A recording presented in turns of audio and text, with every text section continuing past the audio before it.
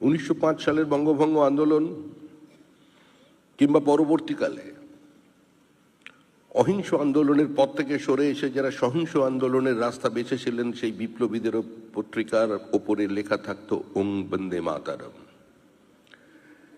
এই বন্দে মাতারমকে খণ্ডিত করেছিল কংগ্রেস।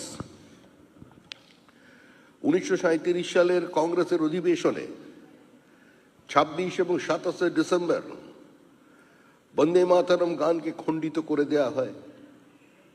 নেতাজি সুভাষচন্দ্র বসু বন্দে মাতারমের এই বিভাজনের বিরুদ্ধে ছিলেন না, যদিও নেতাজি সুভাষচন্দ্র বসুর সঙ্গে তদানীন্তন হিন্দু মহাসভার অবস্থানের মতো পার্থক্য ছিল, কিন্তু রবীন্দ্রনাথকে দিয়ে শেষ চেষ্টা করাবার জন্য প্রচেষ্ট ছিলেন নেতাজি সুভাষচন্দ্র বসু। রমানন্দ চট্টোপাধ্যায়কে তিনি চিঠি লিখেছিলেন যে আমি একমাত্র বাঙালি কেন্দ্রীয় সমিতিতে,